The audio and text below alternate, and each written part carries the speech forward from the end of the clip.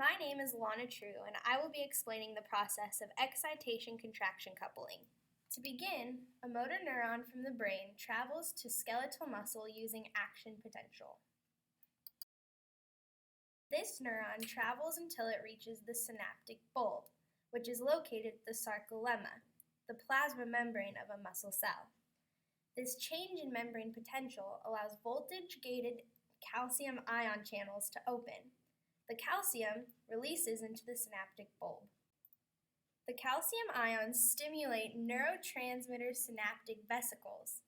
These vesicles release a neurotransmitter called acetylcholine. Acetylcholine undergoes exocytosis and releases into the synaptic cleft. It then binds to ligand-gated ion channels called nicotinic acetylcholine receptors, which are located in a space called the synapse.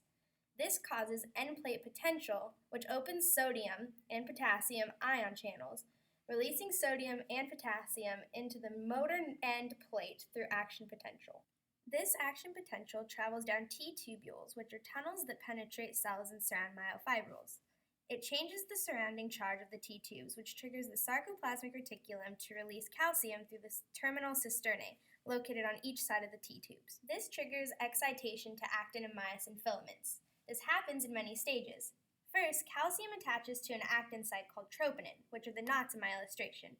This process is allowed through ianidine and dihydropyridine receptors. Once binded, tropomyosin, the rope structure around actin, rotates and prepares itself for myosin to attach. Myosin is made up of two structures, the filament and the head.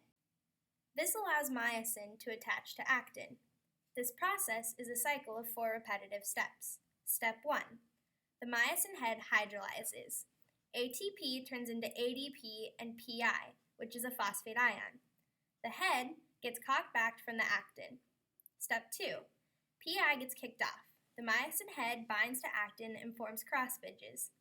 Step 3. ADP gets kicked off. Myosin head then power strokes forward, trying to go back to its original position. Step 4. ATP binds and cross bridges detach, making the myosin and actin ready to go through the process again. This cycle allows myosin and actin to create an accordion effect overlapping each other. This whole process is called a contraction cycle. It all creates what we know as a muscle contraction. Now let's look at a few examples of muscle contractions.